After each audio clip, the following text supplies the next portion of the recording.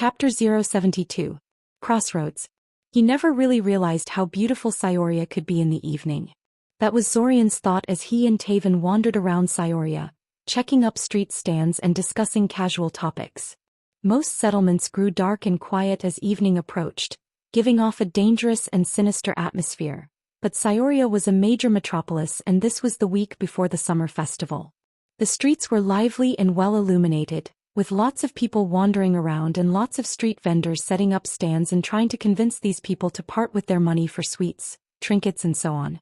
Zorian would never have guessed that he would enjoy this kind of atmosphere. In the past, he had found occasions like this to be rather aggravating and avoided them whenever possible. Of course, in the past, Zorian would get headaches just from being in a crowd, and he didn't have a pretty girl to keep him company. He gave a sideways glance to Taven, who was walking beside him. Even though this was just a friendly date and not anything romantic, he couldn't help but treat it fairly seriously. He had chosen to wear a fairly formal outfit for the evening, took her to an expensive restaurant and even invited her for a round of dance. He was initially worried he was taking things too far, but considering Taven came to the date wearing a very expensive-looking dress and had kept her usual cheery disposition throughout the entire evening, he seemed to have made a good choice.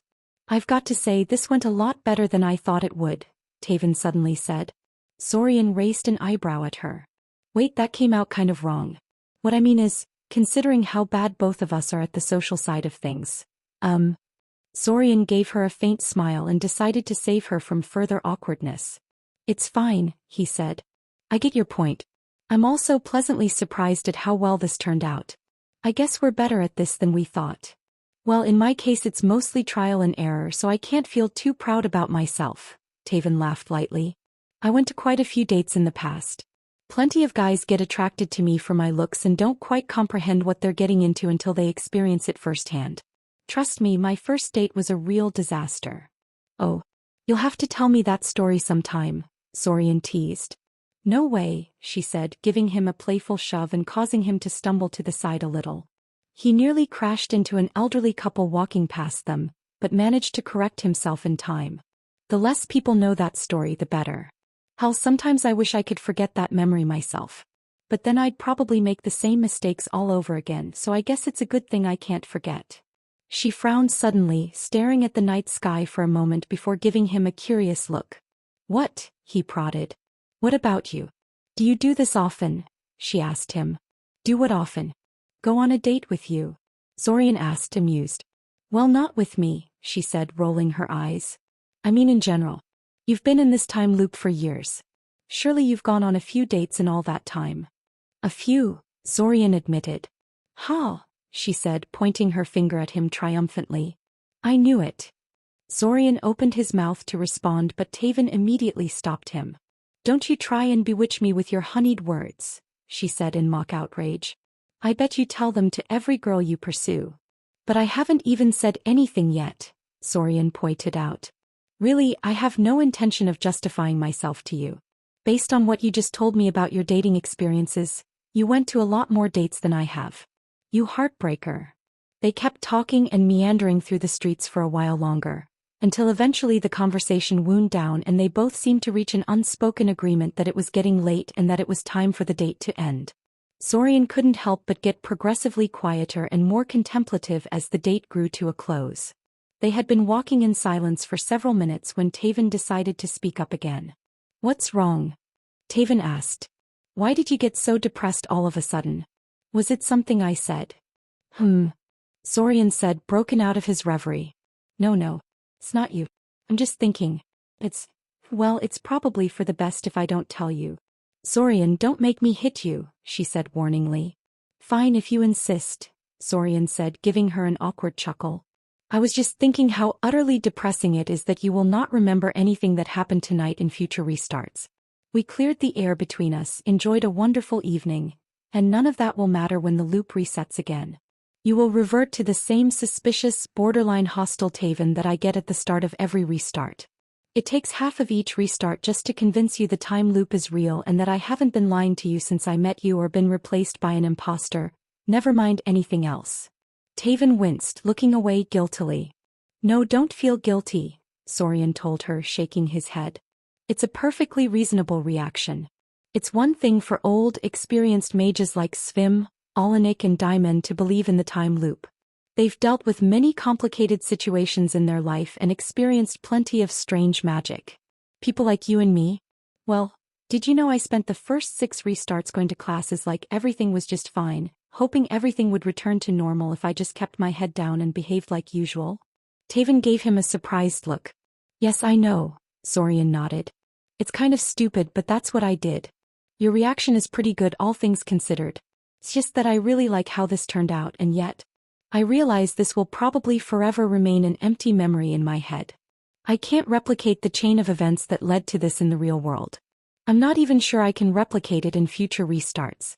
So I guess I'm just trying to figure out what I should do about this in the future. A short, awkward silence descended on the scene, causing Zorian to wince a little inside at his own poor timing. Why did he insist on telling her this now? He just couldn't let things end on a positive note, could he? Sorry, he said quietly. He suddenly felt like he could understand some of Zach's attitude towards people around them. Was this why Zach no longer bothered to actively befriend any of their classmates or friendly strangers, even though he clearly used to do so extensively in the past? The way Zorian was feeling this evening, perhaps this was how Zach felt all the time during his earlier years? Making friends and experiencing life-changing moments with them over and over again, only for the other party to forget all about it in the next restart. Don't be sorry, Taven said. What are friends for if they can't even listen to you whine from time to time? Besides, it was a fun evening. One moment of depressing seriousness isn't going to ruin it. Eventually they reached a crossroads where their paths separated and stopped. Zorian racked his head for a moment, trying to figure out what was the appropriate way to end the date. They weren't actually romantically involved after all. So, I guess this is it, he eventually said lamely. I guess it is, Taven agreed equally lamely. After a second of hesitation with neither of them making a move to leave, Taven spoke up again. Hey, she suddenly said. So, I know you said you were totally over me, and I totally respect that. But just in case you ever change your mind about that, you should really work on your body a little. What? Zorian asked, surprised. Start running and exercising. Pick up some kind of physically intensive outdoor hobby. Put on some muscle, she said. I'm not saying you stand no chance otherwise, but... Zorian huffed at her, torn between amusement and exasperation. But it would do wonders to make you see me as relationship material, right? He surmised. Taven nodded. Fair enough. I'll keep that in mind. Well, Taven's preferences in men aside, he had been rather annoyed with his lack of endurance lately. It made things more difficult than they needed to be and forced him to constantly drink potions just to keep up with Zach and others. It wasn't a huge issue in the time loop, but such an extensive use of potions was inadvisable in the long term. Once he was out of the time loop, he'd probably end up working on his physique on his own initiative, just so he could maintain the sort of pace he was used to by now. In any case, this was the end of their evening together. After saying their goodbyes, both of them went their separate ways. Zorian deliberately took the scenic route back to Amaya's place, consumed in his own thoughts and in no hurry to get back to sleep. Break. Simulacrum number 2, stationed in Koth, was pretty pleased with how things were going. Being stationed in Koth was usually a rather boring task, since it meant being stranded in an alien land whose language and writing he did not understand. He couldn't read any of the local books, he couldn't engage in casual conversations with people, and he couldn't cast any spells without good reason. This time, however, he was living in the Terramachula estate. The Terramachula knew very well he was just a simulacrum, but this didn't seem to bother them much. They treated him just as well as they did the real Zorian. They gave him a room to sleep in, a teacher to help him master the local language, and access to things like paper and building materials for his research. Plus, there was Torin and Kerma, Damon's 2 teammates who were currently trapped in the Terramachula estate. Perhaps because they currently had nothing better to do and were bored out of their minds, or maybe because the original really left an impression on them, but both of them proved very receptive to the simulacrum's offer of magic exchange. Kerma was the more conventional of the two. Although Zorian had never seen divinations being used in such a way before he'd met her, she claimed she was using pretty standard magic that could be acquired from practically anywhere. Even her flower-shaped divination aid was simply something she had commissioned from a professional artificer, not something she had made herself. Thus, she didn't feel much need to keep her methods secret. In exchange for the many rare and exotic spells that Zorian had acquired in the time loop, she was entirely willing to show him some tricks of her trade and give him guidance on how best to develop his divination skills. In addition, she gave him a list of people to talk to in case he wanted to pursue a career in the field, completely unprompted by the simulacrum. He suspected she had some kind of deal with these people to send young talents their way, but he decided to give them a visit in one of the future restarts anyway. As for Torin, he was pursuing a very rare and exotic field of magic that involved extracting and preserving organs of magical creatures and then using specialized control spells to turn them into something of an extension of the caster. It was not a popular field of study, both due to having been created relatively recently and because it existed in something of a legal limbo in most places, so Torin was actually ecstatic when the simulacrum showed an interest in it. Most people considered his magic to be somewhat creepy and off-putting. The simulacrum very much doubted the original would dive particularly deeply into the field. It would take a lot of time to get anywhere with it, and it didn't provide anything they desperately needed. However, some of the spells and techniques Torin used to control and make use of his eyes could potentially be used to improve coordination between Zorian and his golems, or even Zorian and his simulacrums. Of course, such developments were too general to be the cause of the simulacrum's current happiness with his situation. The truth was he had recently dodged a huge bullet. Mother and father were coming to Koth, and someone had to pick them up and smuggle them into the Terramachula estate. That someone was, of course, Daimon. But Daimon also insisted that Zorian accompany him in this task. He wouldn't budge on this in the slightest, stubbornly insisting it was Zorian's family duty to accompany him to pick up their parents. Sometimes it was good to be just a simulacrum. While the original had to explain to mother and father what he was doing in Koth, he was told instead to stay hidden from them at all times in order to minimize the amount of necessary explanations. An order he was only too happy to obey. He was currently safely sequestered in the corner of the Terramachula library. Of course, the estate had its own library, humming a discordant tune to himself and reading a children's book in an attempt to hone his ability to read the local writing. Sadly, language skills were one of those things that were almost impossible for him to transfer to the original in any meaningful manner, so this was something done more for his own amusement than any long-term gain. At some point Orisa had also entered the room, but he paid little heed to that, giving her a short greeting and then getting back to his book.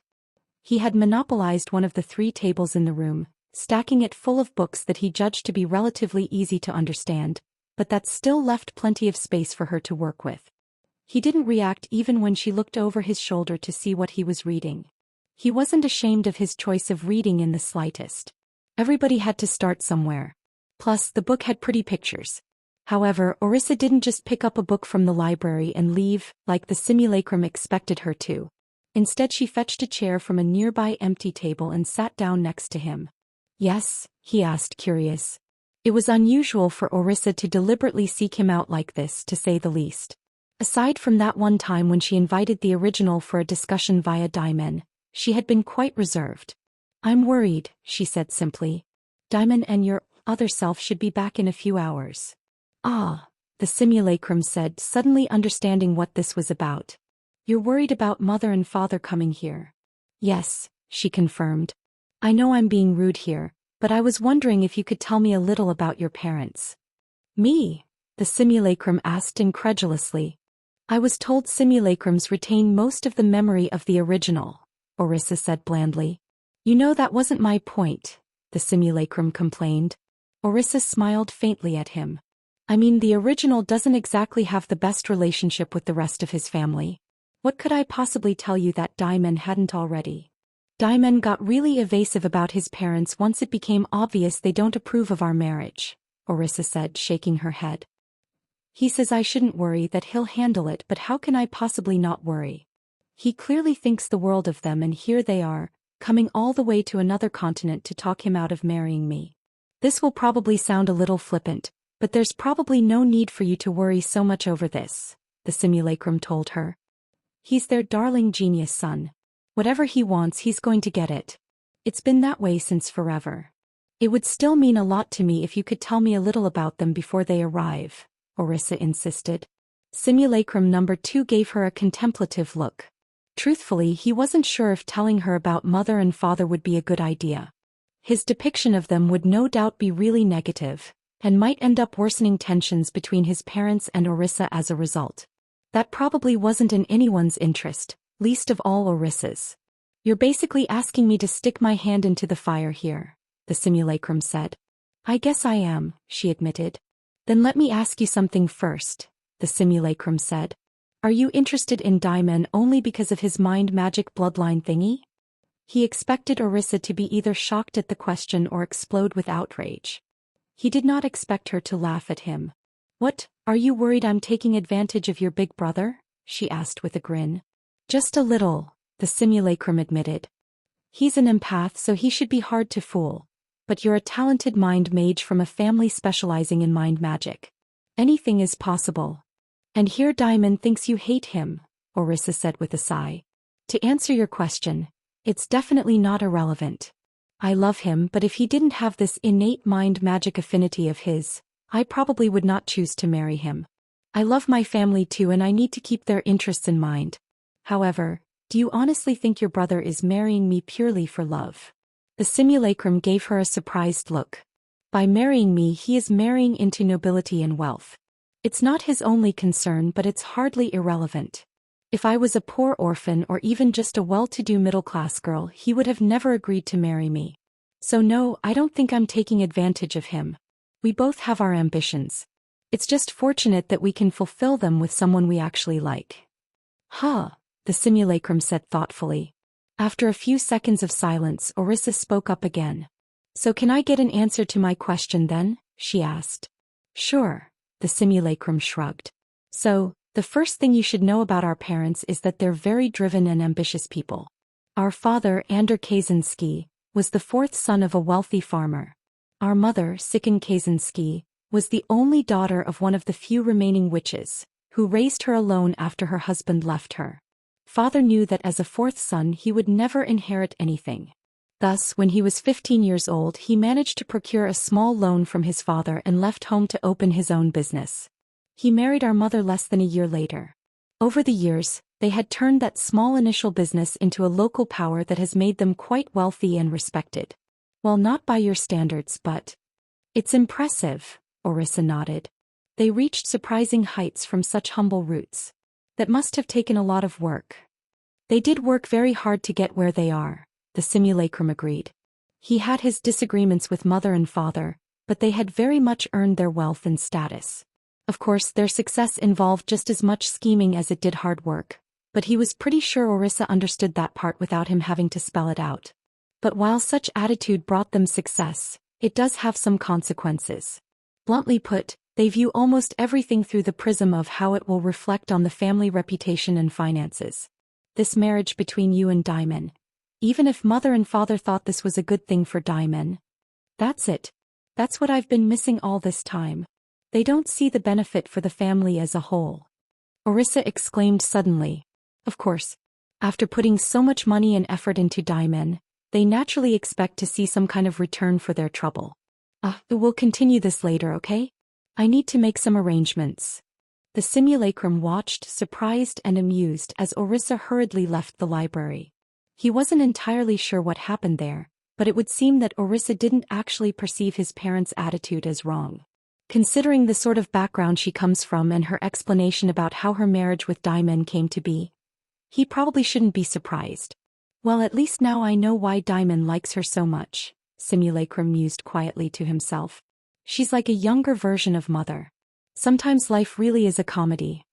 In normal circumstances, picking up Mother and Father from Jasuka Harbor and bringing them to the Terramachula estate would have been a simple matter. Now that Daimon was under such intense scrutiny, however, this became a huge, complicated endeavor. The Terramachula mobilized a large portion of their manpower to disrupt and distract surveillance operations that kept an eye on Daimon's movements. When Daimon and Zorian finally left the estate, 5 other decoy teams, shape-shifted in their likeness, also left at the same time to muddy the water further. Then all 6 teams started teleporting around randomly for a while, before each of them made their way to a completely different city. Despite all these preparations, the whole plan would have surely failed if Daimon had really gone to pick up Mother and Father during this trip. In reality, the whole operation was simply a giant distraction. Its main purpose was to mask the fact that Zorian had created a third simulacrum while they were teleporting around randomly through Koth and then sent it away to hide while they drew everyone's attention.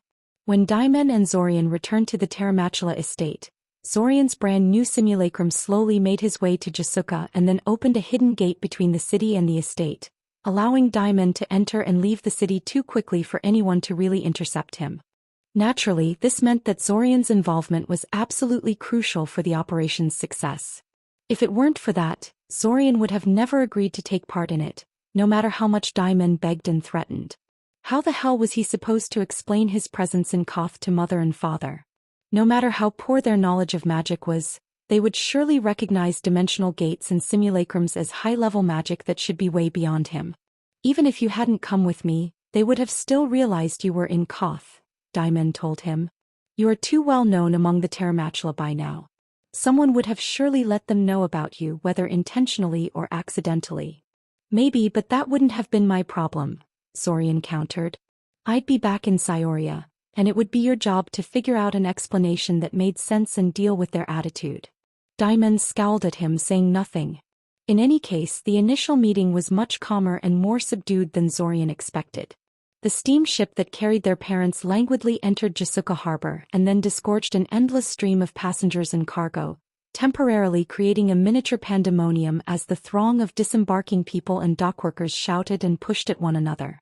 By the time Daimon and Zorian had found mother and father, they already looked absolutely exhausted and were in no mood to start a fight. They were surprised to see Zorian in Koth, of course, but mostly they were glad to have an extra person help out with the luggage and whatnot. Aren't you supposed to watch Kiriel? Mother asked him, frowning. I am, Zorian said. I'm just here to pick you up. I'll be back in Cyoria before nightfall. How? Father asked. I thought no one could teleport over such distances. And teleportation is supposed to be advanced magic, anyway. It's a secret, Zorian simply said. Father made an indecipherable hum and said nothing further. Whatever it is, I hope you can use the same method to send us home when the time comes, Mother said, sounding worn and tired. Ship travel doesn't agree with me. I think I lost a whole year of my life getting here. It would be great if we could avoid boarding a ship for the return trip. And that was it. Nothing more was spoken about Zorian's presence. Especially since, when the group had finally stepped through the dimensional gate and entered the Terramachula estate, they were greeted by Orisa and the rest of the Terramachula delegation. At that point, the mystery of Zorian's presence on another continent was the furthest thing from their minds. Naturally, mother and father were full of smiles and compliments. The tiredness they displayed before Daimon and Zorian seemed to instantly disappear, and they busied themselves with handing out very expensive gifts and endlessly praising the thoughtfulness and generosity of their hosts. If Zorian hadn't known in advance what their purpose for coming here was, he would have never guessed they disapproved of the marriage. 2 days passed. Mother and father slowly settled into the Terramachula estate. Zorian tried to stay away from the place as much as possible, not wanting to get tangled into Daimon's mess too much, and the simulacrum he had left in the estate did the same. As such, he didn't really know how their attempts to talk Daimon out of the marriage were progressing. He had his own things to worry about. Now that he had a simulacrum outside the Terramachula estate, he hurriedly arranged for a group of Silent Doorway adepts to be transported to Koth, next to one of the local Bakura gates.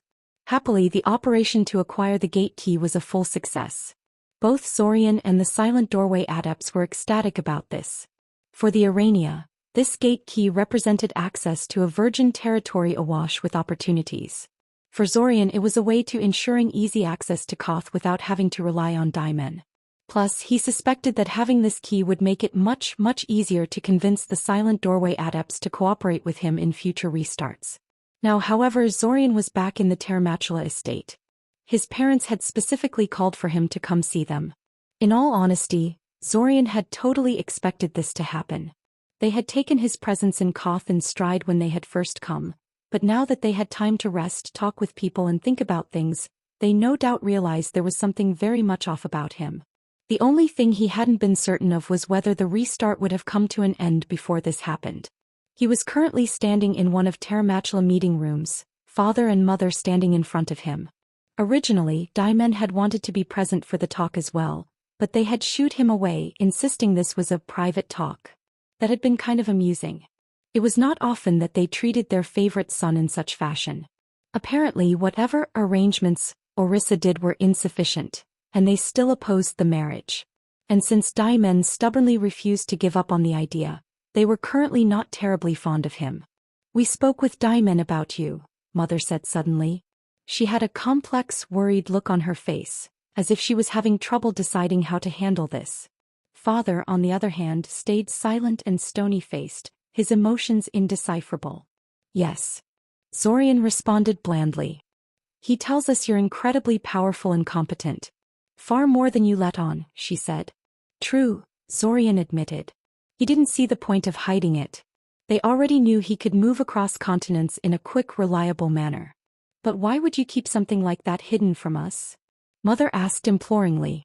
"Having another genius in the family is a joyous thing. Surely you don't think we would have stood in your way?" "Ah, you mean, like you're not standing in the way of Damon's marriage?" Zorian asked innocently. "That's something completely different," Mother said, scowling at him. She quickly reined herself in, however. "And besides, we're not standing in Damon's way. We're simply trying to pull him back for taking a wrong turn. If he stubbornly refuses to heed our advice, we will reluctantly accept it, not sabotage his life in revenge." "What she's saying," Father suddenly spoke up, "is that we already disagree with what you're doing with your life, so what's one disagreement more? You can just throw one of your juvenile hissy fits, just like you always do, and we'll grit our teeth and bear it because at the end of the day you're still our son. Just like we always do." Zorian stretched his mouth into a thin line and gave Father a narrowed stare, but said nothing. Father simply stared back at him as if daring him to say anything. "Ander, honey, I thought we agreed I would be the one to talk," Mother sighed. Father raised both of his hands in a gesture of surrender. He also gave her an exasperated look, but she had already turned back towards Zorian, ignoring him. "What are you planning, Zorian?" Mother asked him bluntly. "Nothing much," Zorian said. "I'm going to move out of the house immediately after I graduate. Maybe sooner. Open my own business, buy myself a house, things like that." "You think running a business is easy?" Father challenged. "Well, that didn't take long." "I'm an amazing mage," Zorian said immodestly. "Even if I had the worst business sense in the world, I'd still be able to make enough for a living." "But the family business," Mother began. "Not for all the money in the world," Zorian said, cutting her off. A brief silence descended upon the scene as Mother and Father shared a long look between them. "Oh," Zorian said, suddenly remembering something. "I'll also take care of Kiriel." This statement naturally caused both of them to give Zorian a look of surprise. "What do you mean you'll take care of Kiriel?" Mother asked slowly. "Why would she need someone to take care of her?" "Well, someone needs to teach her magic and nullify that stupid arranged marriage you prepared for her," Zorian said casually. A look of intense, shocked outrage appeared on Mother's face. For a moment she seemed unable to process what she just heard, but then she outright exploded at him. "You little brat," she snapped at him agitatedly. "You have no idea what you're talking about." Weirdly, Father just laughed at the scene, shaking his head at nobody in particular. Zorian was mystified by this reaction, but decided to ignore it for now. "The situation seems simple enough to my eyes," Zorian countered, unperturbed by her outrage. "In regards to living your life, we can humor you, but you have no right at all to tell me how to raise my daughter." Mother shouted angrily at him, stomping threateningly straight into his personal space. "You are way out of line. Ander, you tell him." "What, me?" Father said with a look of exaggerated surprise. "I thought we agreed you would be the one to talk to him?" Mother gave him an angry, venomous look that promised later retribution, but didn't press him further. "You have no idea what's in Kiriel's best interest, Zorian," Mother told him warningly. "Don't stick your nose where it does not belong." "I'm afraid that if I don't get an actual explanation, I'm still going to go through with my idea," Zorian told her.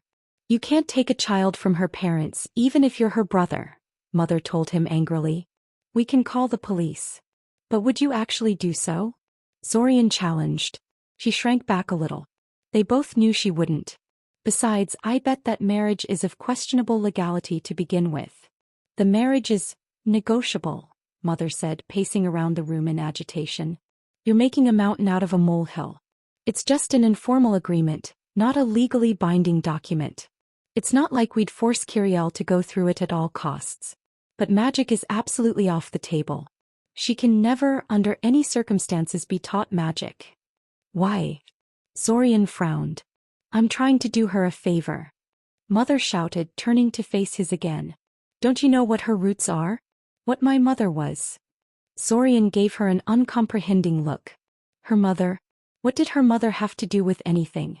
He knew they didn't get along well, but he never really heard anything too shocking about her. Besides, she had been dead for a while now. Wait, he said. Are you talking about? She was a witch. Mother said, preempting his conclusion. She was a witch and she was so damned proud of that fact. She never let anyone forget it. Once she even threatened she was going to poison the town well when a bunch of customers tried to get out of paying her for the potions she made them. You know, just like the witches of old were said to do when someone wronged them. Zorian winced. You have no idea what it's like to be the daughter of a witch, Mother continued. A son is fine. Witches didn't care about male children. Everyone knows this.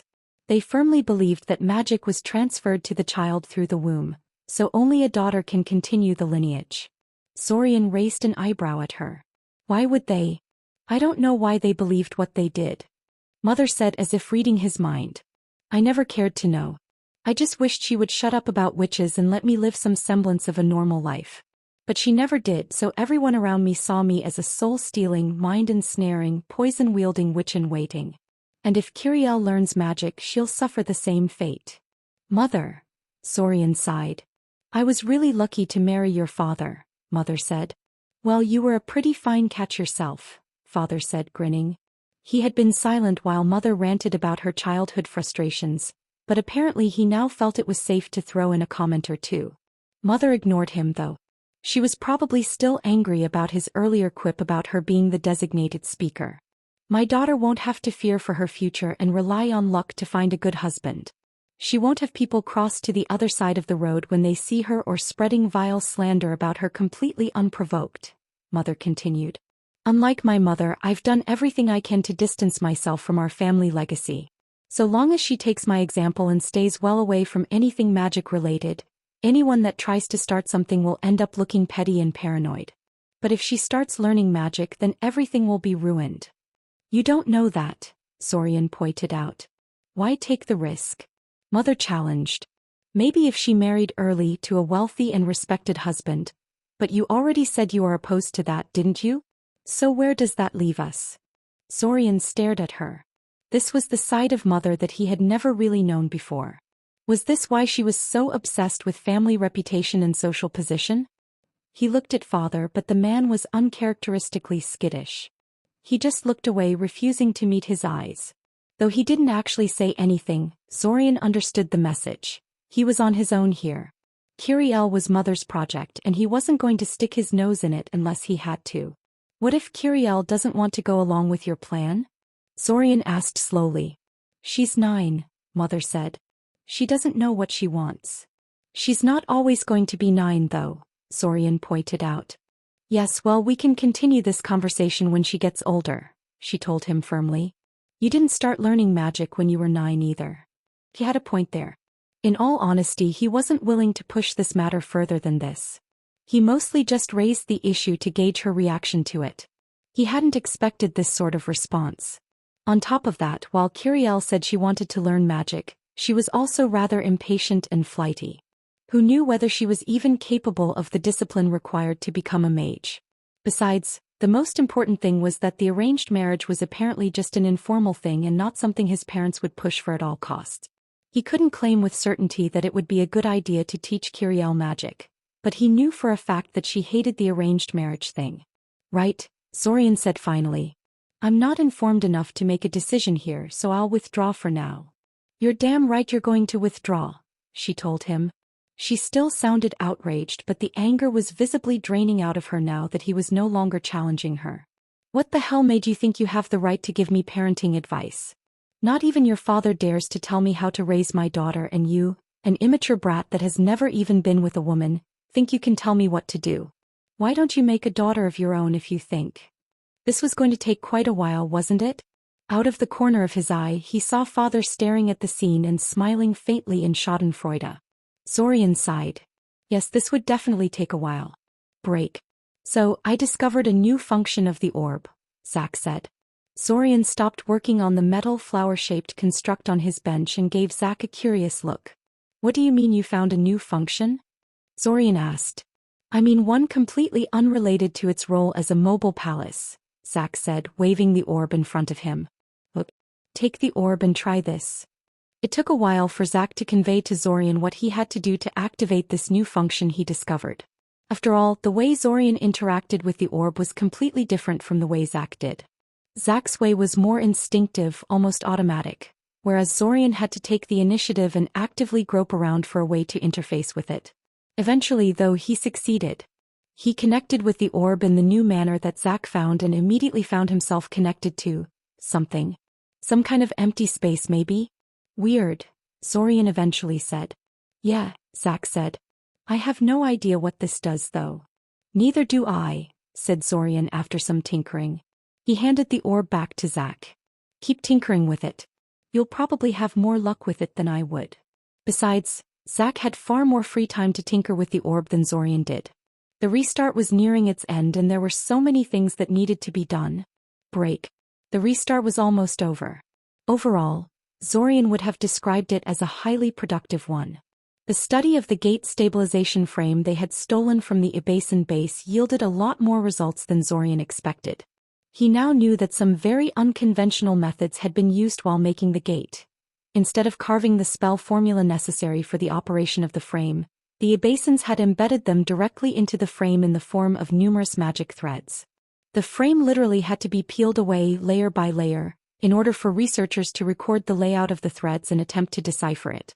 Sadly, though they had invited many capable researchers on the project, they had failed to make sense of how the frame worked. Perhaps if the gate frame was still actively maintaining a dimensional passage, but as it was? Not a chance. Still, it was a start. A lot of important groundwork had been done, and future analysis of the gate should go much faster. It was probably good that they didn't manage to take an active gate in this restart. If they did, they would no doubt shy away from simply taking it apart like they ended up doing here, and several crucial insights would never have been made. The interrogation of Sudamir was also a success. Granted, the man knew so many important things that he and Alanik had already agreed to keep kidnapping him in future restarts as well, but even his current gains were considerable. For instance, Zorian had finally found out what the deal was behind his strange transformations. While Sudamir was an extremely talented warder and soul mage, and dabbled in lots of other magics as well, he was not terribly impressive as a fighter. Sudamir was well aware of this, and thus decided to close that vulnerability by becoming a shifter. But he was overconfident and reached far beyond his grasp. Rather than picking one specific magical creature to fuse his soul with, he decided to splice up several magical creatures into some kind of unholy abomination that theoretically combined the best features of all of them, and then fused with that. According to Alanik, it was incredible that the ritual didn't end up turning him utterly insane or a quivering mass of unstable flesh right from the get-go. As it was, the shifter ritual he designed was only a partial failure. The transformation was almost uncontrollable, forcing him to keep it suppressed at all times.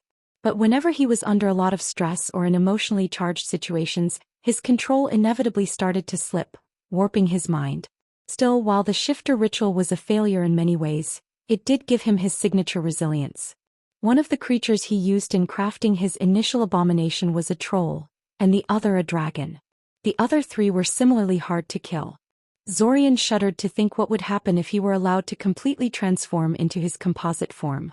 Another thing they found out from Sudamir was that there were some people related to the cult of the World Dragon that they had missed thus far when investigating the invaders. This was because they technically weren't cultists. In fact, they were purposely kept separated from known cultists as much as possible, so they would look as clean as possible in case somebody investigated them.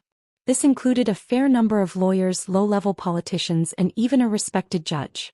There was no time left to really check these people out, and Zorian suspected they weren't too important for understanding the invasion, but he made a mental note to investigate them anyway, just for the sake of being thorough. Eventually the day of the summer festival came, and no attack occurred. The Ibasans continued evacuating, the cult of the World Dragon never made a move, and the primordial trapped in the hole was never released. But the restart ended right on schedule anyway, and Zorian woke up in Siren with Kiriel wishing him a good morning. Chapter 073. Plodding ahead. Deep in the jungles of Koth, there was a large, circular hole in the ground that led to a narrow vertical shaft and a pool of greenish water at the bottom. Although the place was quite beautiful, very few people could come here to admire it. It was, after all, absolutely teeming with chameleon drakes. Naturally, this was the cenote where they had recovered the orb of the first emperors in the previous restart. Zack and Zorian stood on the edge of the cenote, observing the chameleon drakes milling around the place and discussing how to go about recovering the orb this time around.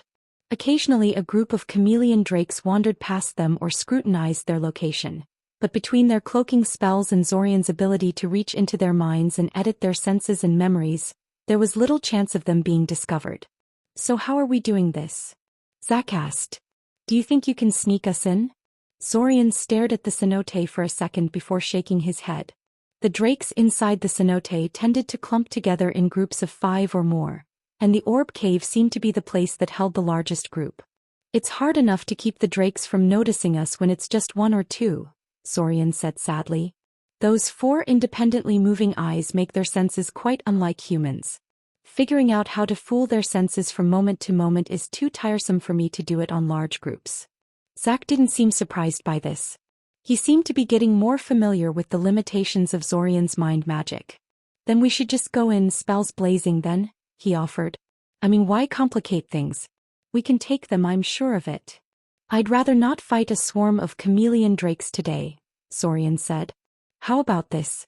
You move back from the cenote a little and attack them. If their previous reaction is any indication, they should all swarm out to deal with you. When they do, I will teleport into the orb cave, claim it, then teleport out. Even if they leave behind a few guards, these will be no match for me." "And what if your attempts to claim the orb cause the Hydra to appear?" Zack said with a frown. "I don't want to be mean, but your fighting skills." "I'm no match for that thing, I know," Zorian said, nodding. "I don't have to actually fight it, though. I can always just flee if it appears. I'm good enough to survive its assault for the few seconds it takes to cast the teleport spell. Besides, I suspect the Hydra can't actually exit the pocket dimension inside the orb cave itself. It's just too big. The last time it emerged from the lake at the bottom of the cenote, and I suspect this time it will be no different. But if you snatch the orb and leave the cave, won't the Hydra have plenty of space near you to teleport itself in?" Zack asked. Damn. He hadn't thought of that. And even if the Hydra doesn't react immediately, simply having it inside makes the orb into a massive time bomb. The monster can clearly exit the orb whenever it wishes. What if we bring the orb to Cyoria and the Hydra decides to enter the city while we're sleeping or otherwise distracted? Imagine the damage it could do. If it decides not to react when we claim the orb, it might be a good idea to deliberately lure it out before we bring the orb to a populated area. They decided to try Zorian's idea anyway. The execution turned out to be a little more complicated than Zorian had thought it would be. Apparently Zack alone was not threatening enough to whip the entire group of chameleon drakes into a frenzy and make them leave their lair. After all, he was just one man. He might have been ungodly powerful, but that wasn't something that could be gleaned at first sight. Thus, the drakes initially simply sent a group of 5 young drakes to deal with him. Of course, when Zack effortlessly slaughtered those 5, the entire cenote grew more agitated, but not agitated enough to rush out and swarm him. They felt pretty safe in their cenote base, so they just massed themselves together and decided to wait and see if Zack would actually dare attack them in their home.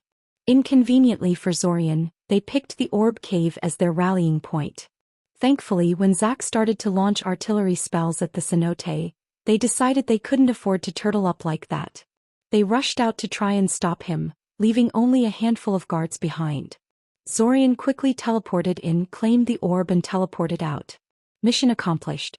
As for the Hydra, it never showed up. Not when Zorian claimed the orb and not when Zack and Zorian waited for several hours in the middle of the jungle to see if it would eventually decide to emerge. Zorian didn't know what to think about that. On one hand, this meant they didn't have to fight a giant, teleporting, god-touched Hydra. On the other hand, it was just like Zack said earlier. This meant that said Hydra could pop out of the orb when they least expected it and ruin the entire restart. "We really need to figure out how to actually enter the damn orb," Zack said unhappily, turning the orb idly in his hands. "We need to consider the possibility that the orb simply doesn't have that kind of ability built into it. Zorian told him, staring at the orb in Zack's hands in a speculative manner. Teleportation magic is tricky to make into magic items.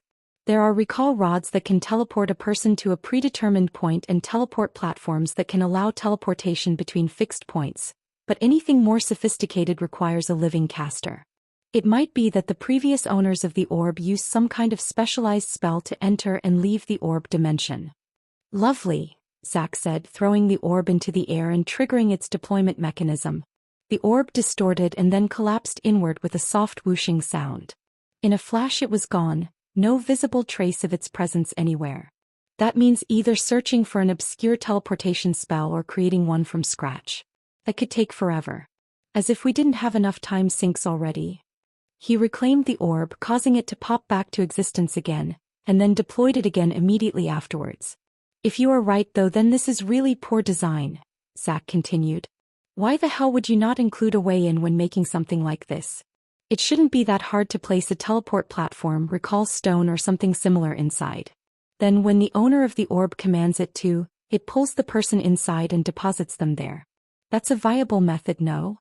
He reclaimed and then deployed the orb again. It is, Zorian agreed. And maybe there really was such a place inside the orb once. But teleport platforms and recall stones don't last all that long without regular maintenance. Not for centuries at least. And there is a chance that something inside actively broke the mechanism. Say a giant rampaging hydra. I didn't think of that, Zack scowled, reclaiming the orb again. We just don't. When Zack deployed the orb the fourth time, there was a much louder whooshing sound than usual, and the two of them suddenly found themselves standing next to a gigantic pissed-off hydra. It immediately pounced on them with an unearthly roar. Needless to say, the next few minutes were somewhat hectic. Defeating the hydra took longer than it had the last time they fought, but the fact they didn't have to worry about Daimon and his men dying actually made the battle easier. Things were a little hairy in the beginning when the hydra had caught them off guard, but after that they just kept themselves out of the hydra's reach and kept hammering away at it until it decided the situation was hopeless and fled into the jungle. That took hours to do though, because Zack had already reclaimed the orb by that point and the hydra really didn't like that. It didn't help that Zorian was interested in how its multi-part mind worked and thus spent most of the battle studying it instead of fighting it for real. They didn't chase after it to finish it off. Having it out of the orb was enough for them.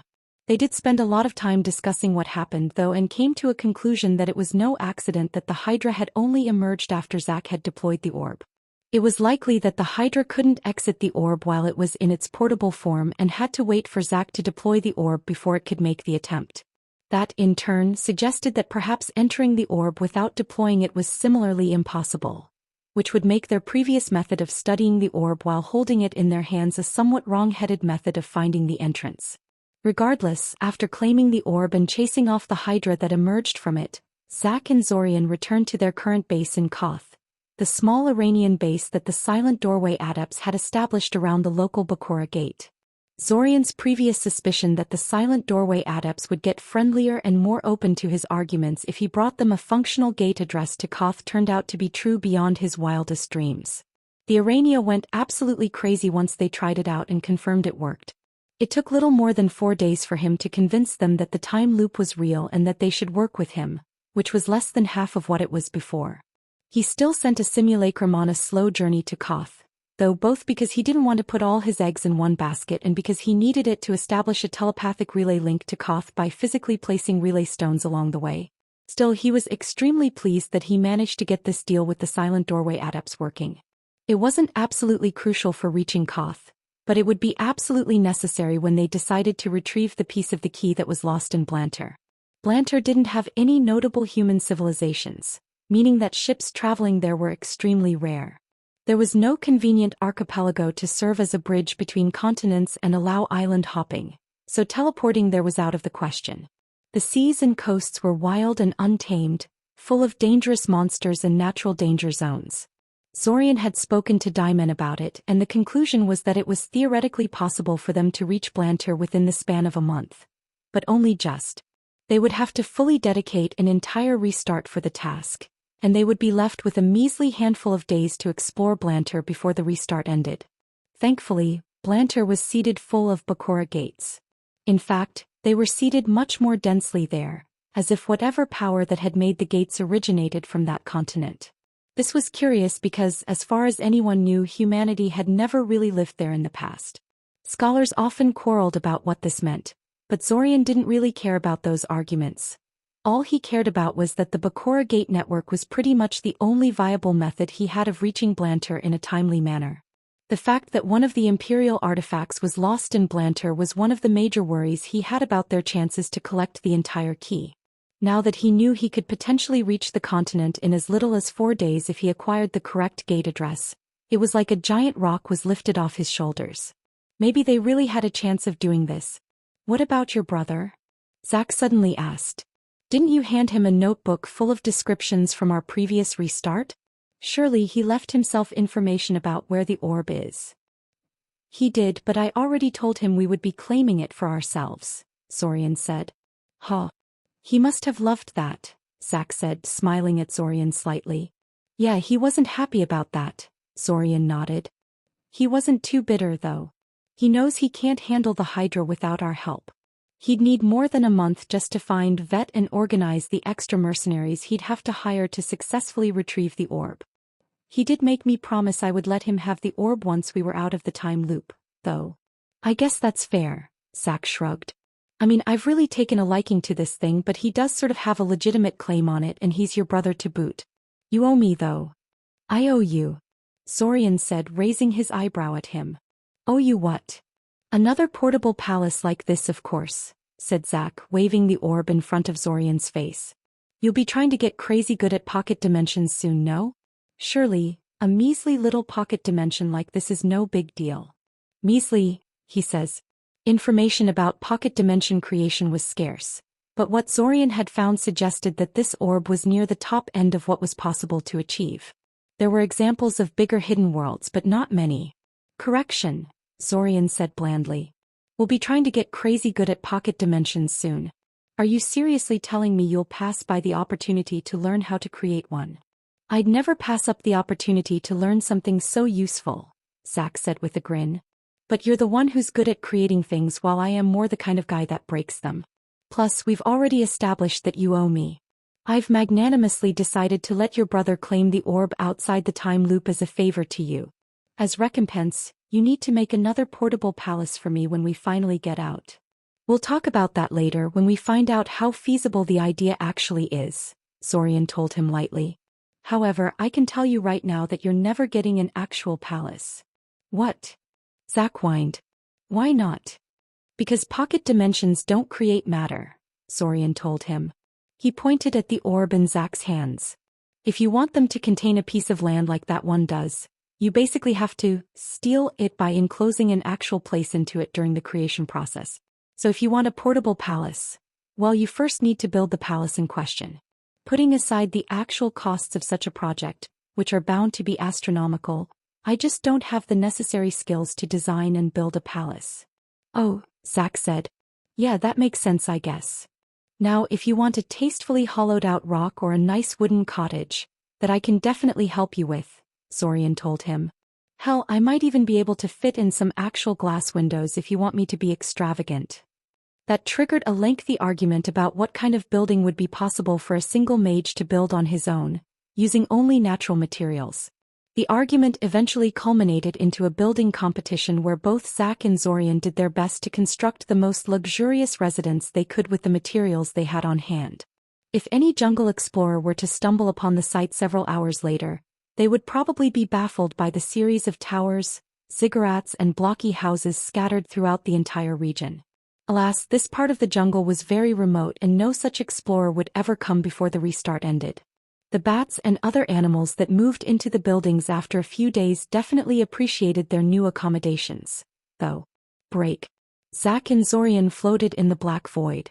The black sky that surrounded them was omnidirectional and featureless, containing only one point of interest: a roughly humanoid entity with softly glowing eyes. The Guardian of the Threshold. It had been a while since they visited this place.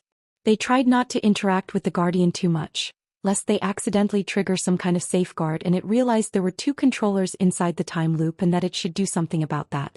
However, now that they'd gotten their hands on a piece of the key, It only made sense for them to come and visit the Sovereign Gate to see how it would react. "Welcome, Controller," the Guardian said, its voice just as soft and devoid of emotion as Zorian remembered it to be. The entity gave no indication it remembered their last visit to this place. "We have questions for you," Zack told the Guardian bluntly.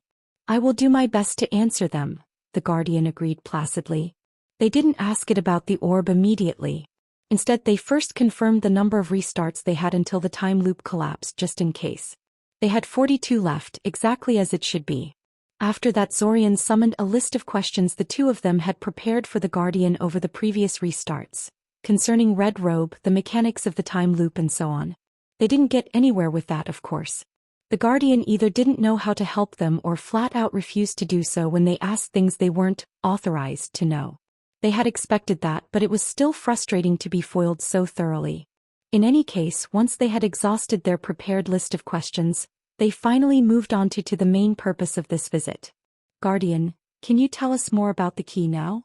Zorian asked. "To find out about the key, please bring me the key for inspection," the Guardian told him. Yes. In order to find out about the key, we must first have the key." "A perfectly logical requirement," Zack said, rolling his eyes. "But we're not here for that. Our question is this. If we bring you a single piece of the key, does that count for something? Do we get to ask you questions about it? Having only one piece of the key will result in information about that part only," the Guardian noted. "That's fine," Zack said dismissively. "We brought you one of the pieces, so why don't you take a look?" "I do not see it," the Guardian told him immediately. "Are you sure you have connected it to the control room properly?" "Wait, we have to do what?" Zack asked incredulously. As it turned out, simply having the pieces of the key on them when they connected to the Sovereign Gate wasn't enough. The Guardian neither knew nor cared what they had on their person when they entered this void it inhabited. Instead, it was up to Zack and Zorian to connect the orb to the Sovereign Gate so the Guardian could inspect it and confirm its authenticity. How were they supposed to do that? The Guardian was naturally of no help whatsoever. It took them 2 hours of frustrated tinkering before they realized they had to use their marker as a sort of bridge, simultaneously connecting it to both the Sovereign Gate and the orb. Only then did the Guardian recognize it. This is indeed a legitimate piece of the key, the Guardian decided. Finally, Zack huffed. "So what does this get us?" "Nothing on its own," the Guardian responded. "You need the entire T to unlock higher authorization than you have now. However, you can now ask me for information about it like you wanted earlier. Keep in mind that I have no knowledge of the object's mundane functions. I can only give you information about it as it relates to the time loop. So if we asked you about the pocket dimension contained in the orb," began Zorian. "I couldn't help you," the Guardian said. "I didn't even know there was a pocket dimension encapsulated within the key piece until you told me." There was a second of silence as both Zack and Zorian frowned at the information. This was not completely unexpected. It had been very obvious during their previous visit that the Guardian did not perceive the world in the same way humans did and often just plain disregarded things not related to its job. Still, this was disappointing to hear. "All right," said Zack eventually. "So what can you tell us about the orb, then? What are its capabilities as it relates to the time loop?" "It contains a memory bank that the controller can use to store and organize their important memories across restarts," the Guardian said. "Wait, what?" Zack and Zorian shared a shocked glance, not having expected this at all. "A memory bank," Zorian repeated slowly. "Yes," the Guardian confirmed. "You should be able to sense an empty space inside if you focus on the key piece correctly. Simply focus on the memories you want to store in the bank and push them inside. Once inside, they will persist from restart to restart and be available for viewing at any time, unless you choose to delete them at some point. Keep in mind that this ability only exists inside the time loop. Once you leave and this reality permanently collapses, all of the memories you stored inside the key piece will be similarly destroyed. Make sure to refresh on anything important you place there before you leave." There was a brief silence as the two of them digested this information. "I guess we now know what that mysterious empty space inside the orb was," Zorian finally said. "Yeah," Zack said distractedly, lost in thought for a second. He then took a deep breath and turned to Zorian again. "It sounds very convenient." "Yes," Zorian agreed. The ability was a little redundant to him, what with his ability to create memory packets, But he could imagine that an average controller would find the ability absolutely invaluable. It was almost like having a notebook that carried over from restart to restart, only better. Guardian, is there any limit on the amount of memories this bank can hold? There are limits to everything, the Guardian told him. But you are highly unlikely to ever reach these particular ones. Even if you found a way to store your entire memory and did so in every single restart, you would not come even close to filling the available space inside the memory bank. Good to know. This gave him some very nice ideas. After all, if he could unload most of the notebooks he had kept in his head into the orb, he could really go wild in recruiting experts and having them continue their work across restarts. Do you think the other Imperial artifacts have similar abilities? Zorian asked Zack. Probably, agreed Zack.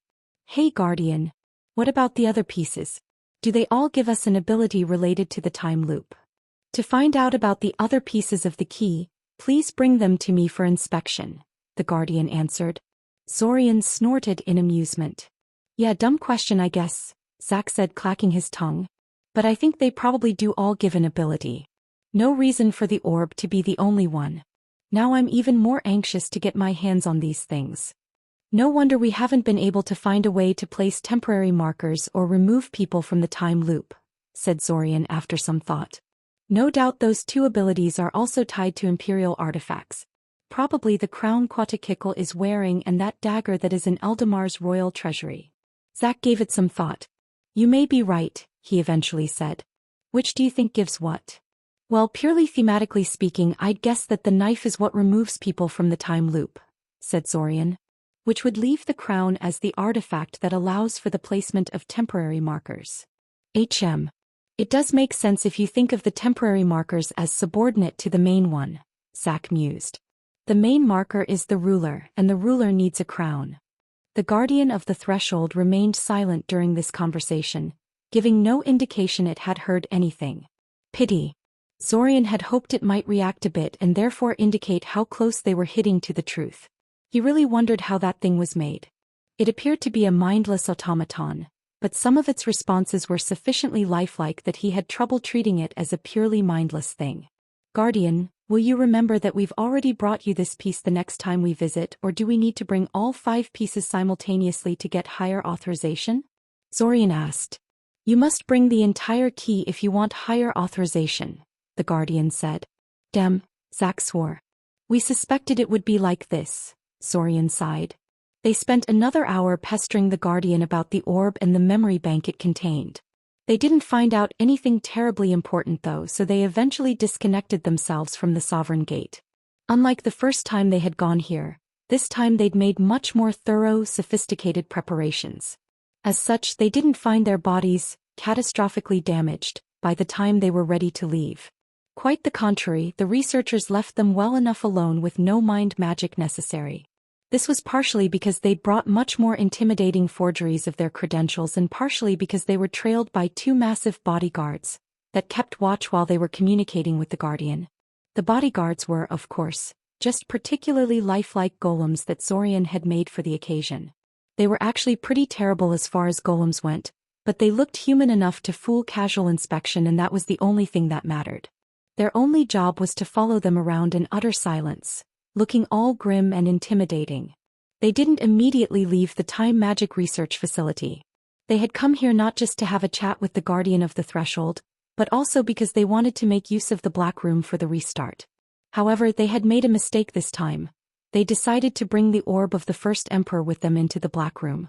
It was a tempting idea. If they could bring a portable palace with them into the temporal acceleration area, then it didn't matter much that space was so limited. They could bring everything they needed, even people inside the orb. The main limitation of the Black Room would be broken. Sure, they still didn't know how to actually enter the pocket dimension contained in the orb, but neither of them thought the procedure would forever elude them.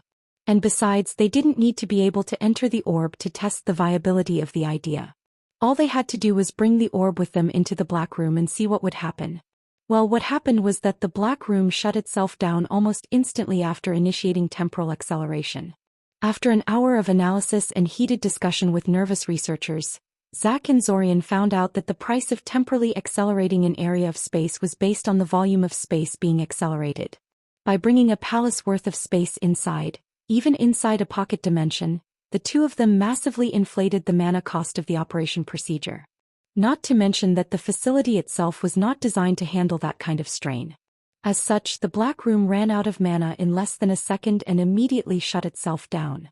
The researchers, though still somewhat intimidated by them, gave them a severe tongue lashing for even trying the idea without consulting them about it beforehand. Oh, and they were really interested in studying the orb. Zorian actually considered letting them do so, just to see what a group of dedicated researchers like this could tell them about the artifact, but refused their request for the moment. He had to set things up very carefully before giving them the orb, or else he would simply be handing it to the Eldamarian authorities and starting a manhunt for the two of them. I wonder if this is true for the time loop as well, Zack mused later when they were out of the facility. If we create our own pocket dimensions here, aren't we also increasing the volume that needs to be temporally accelerated and thus creating a strain on the system? Probably, Zorian said. But the time loop reality is so huge that even if we increased its internal volume a bit by opening additional pocket dimensions, the added power drain should be pretty minuscule. The problem with the Black Room is that it's pretty tiny. The space inside the orb is actually many times larger than the Black Room itself. As such, bringing the orb into the Black Room is like trying to transport an elephant inside a tiny one-man boat. No matter what clever method you use to make it fit, it still weighs so much it would sink the whole setup. I fear this idea is dead in the water. Shame, said Zack. The orb does a pretty good job of isolating the space inside from the rest of reality, though. That's kind of what the Black Room is meant to accomplish, only better.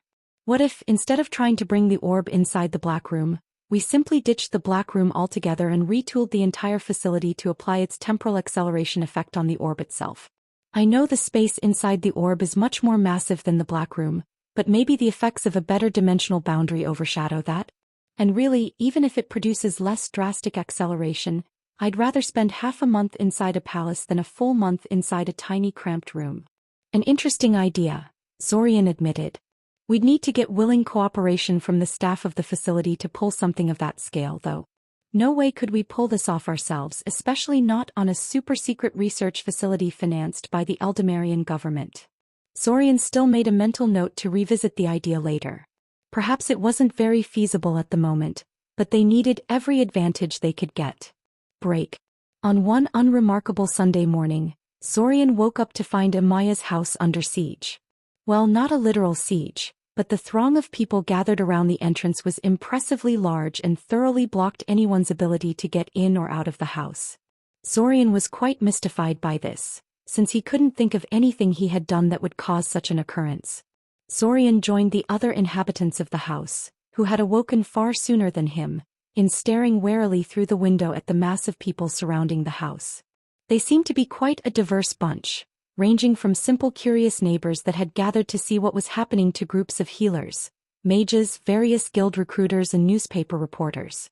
Dare I ask what this is about? Zorian asked Amaya, who was nervously wringing her hands as she eyed the gathered crowd with a wary eye. It's my fault, Kale spoke up in an embarrassed voice. I'm sorry. What do you mean it's your fault? Zorian asked curiously. What did you do exactly? Well, you know how I keep working on better medicines, and how I've been recruiting other alchemists and healers in my work. Well, the results of that effort are getting kind of impressive. Impressive enough to cause a stir. Especially when they come from someone as young as me with no real backer, Kale explained. He shuffled in place uncomfortably and Kana squeezed herself closer to him, disturbed by the fearful, awkward atmosphere in the room. I'm really sorry. I hadn't considered this possibility at all. Zorian shook his head, not really angry at the boy. Part of the blame rested on him too. He should have paid closer attention to what Kale was doing and what kind of attention it was garnering. Though in all honesty this was just a mild inconvenience for him. He could teleport in and out of the house at will. They were initially much more aggressive about trying to get in, Amaya told him. But those wards you placed on the house stopped them cold, so they've been more restrained since then. The wards themselves drew some people here though. I'm not sure, but I think some people from the Mage Guild are here to talk to you about that. It was only then that Zorian remembered that raising heavy wards around a residence required a special permit from the city's Mage Guild. A permit that Zorian didn't have. He had been warding places so often these days with zero regard for local laws and customs, that he had almost forgotten that this sort of thing was regulated in most places. Okay, maybe this was more than just a mild inconvenience. In the mountains of southern Altazia, there was a fairly famous cave system that surrounded an ancient volcano. The volcano hadn't been active in over a century, but the cave still held spacious caverns and winding corridors full of lava that never cooled. This was a magically powerful place heavily aligned with fire, and it was absolutely teeming with fire elementals. And one of those elementals was Kilnfather, the elder fire elemental that Zack and Zorian were currently visiting. Kilnfather wasn't the oldest of the elder elementals living in this place, but he was the only one even remotely interested in talking with humans. The others lived deep in the lava fields of the volcano cavern system. Simply reaching their strongholds would be a monumental task, considering the incredible heat and the omnipresent poisonous fumes of their home environment, and convincing a taciturn elemental to talk with you was a notoriously futile endeavor. So Kilnfather it was. They met Kilnfather in a wide, spacious cavern of black basalt stone. Steam and poisonous fumes billowed up from the cracks in the floor and walls, but the air was entirely breathable with the aid of the right air filtering spells. As for the temperature, well, it was hot but not unhealthily so. They could endure it for the few hours the talks would last. The only thing Zack and Zorian really had to watch for was not to hurt any of the Kilnfather's children. Kilnfather looked like a giant gecko made out of cooling lava. He was black with cracked skin that pulsed with inner fire, dimming and brightening in a regular rhythm.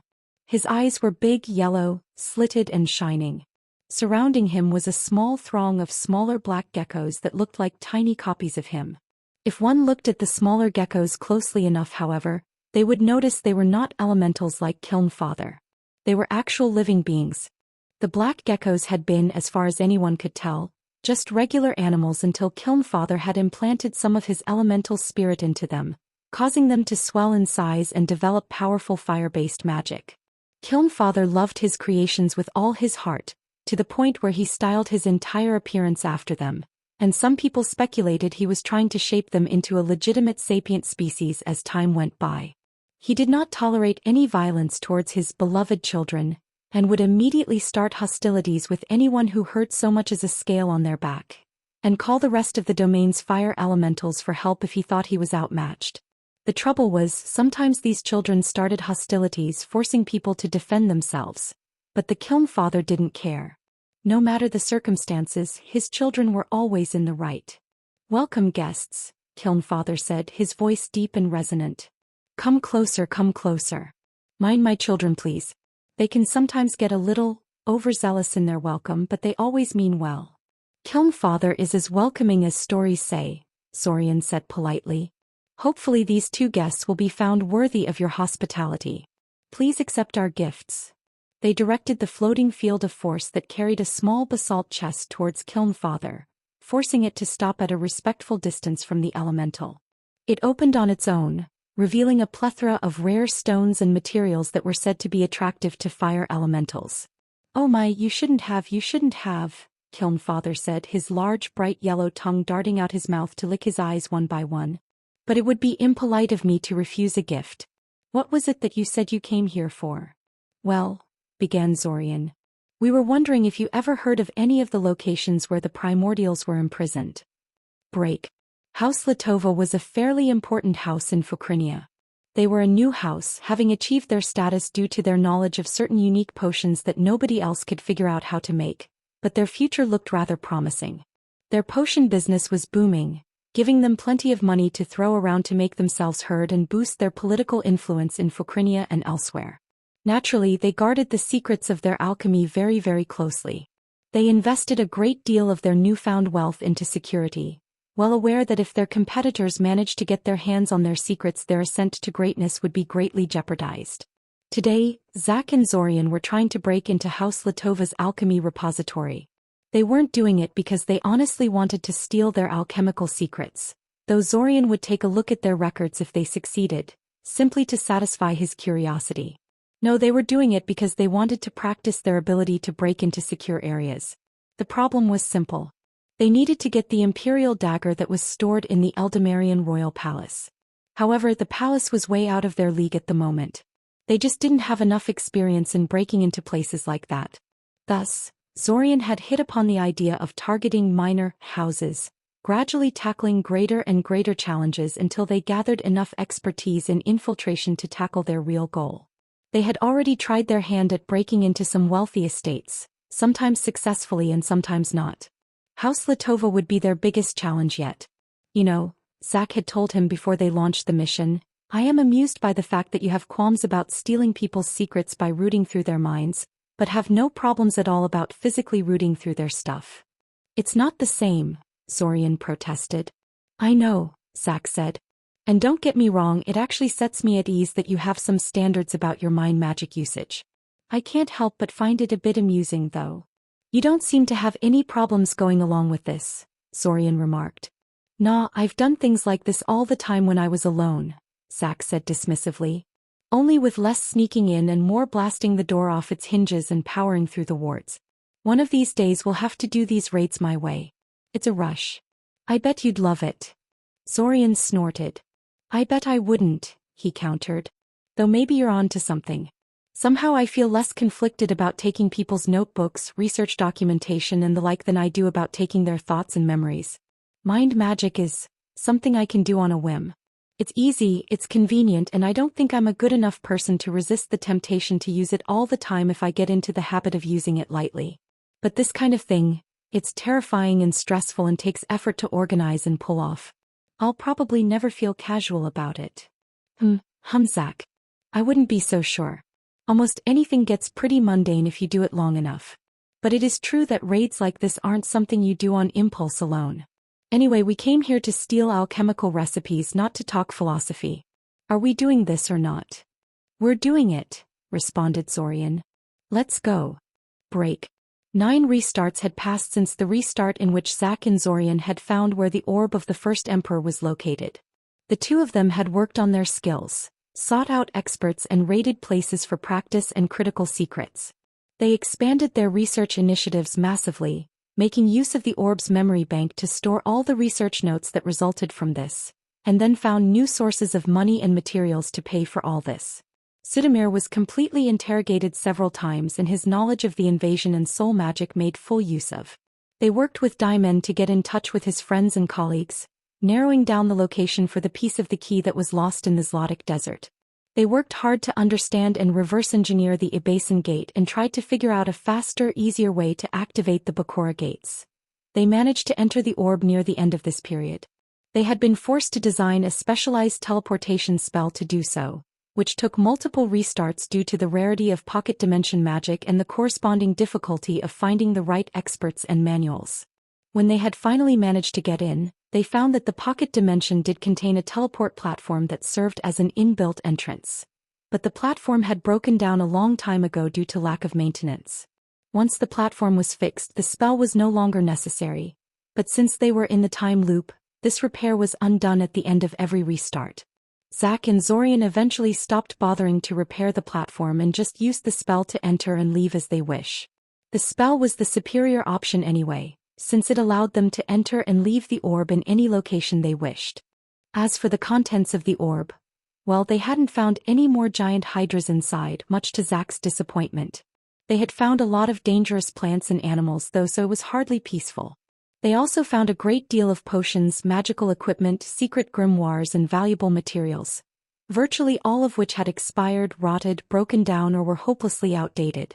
They had high hopes that there was something good buried in all that trash and rubble, and were still stubbornly combing through it. Mercifully, the general decay of the place also extended to palace defenses. It was clear the palace had once sported impressive wards and a frankly ridiculous number of traps, giant boulders rolling down the corridors. Seriously? But most of them had broken down over the centuries. Currently, Zorian was sitting on the grass in the middle of an isolated meadow. Not far from him was a simulacrum absorbed in assembling a magical rifle, tirelessly pondering design improvements and occasionally testing out prototypes on a distant rock. Zorian didn't want to disturb him, but made a mental note to himself to add better sound dampening wards on the final design. Those magical rifles he had been building were painfully loud. Though considering how large some of the latest designs were getting, that was to be expected. He had told the simulacrum to design a better rifle, not a portable cannon, damn it. In any case, Zorian himself was controlling a group of golems against a group consisting of Zack, Alanik, Svim and Taven. His 4 opponents were holding back a lot, or else the golems wouldn't last very long, but that was okay. This wasn't a test of his golem-making skills. It was a combat exercise meant to test different tactics and figure out the most effective method of controlling and deploying his golems. He took advantage of a short pause in the battle to quickly check up on his simulacrum in Koth. These days he no longer needed a long chain of telepathic relays to do so. The soul magic knowledge he got from Sudamir had allowed him to devise a method of establishing telepathic contact with his simulacrums through the soul they all shared. He found out that the simulacrum was busy arranging some kind of trade deal along with Daimen and left him to his devices. Eventually the combat exercise ended and the other 4 joined Zorian in relaxing on the grass. While they were relaxing until the simulacrum fired its prototype cannon again and startled them all with another devastating boom. "Gods, Zorian," Taven complained. "That thing your copy is building is like a miniature siege engine and you're still not satisfied? What on earth do you need a gun like that for?" Zorian smiled at her. "We're going to kill a giant spider," he told her. "And then we're going to visit an annoying old woman with its remains."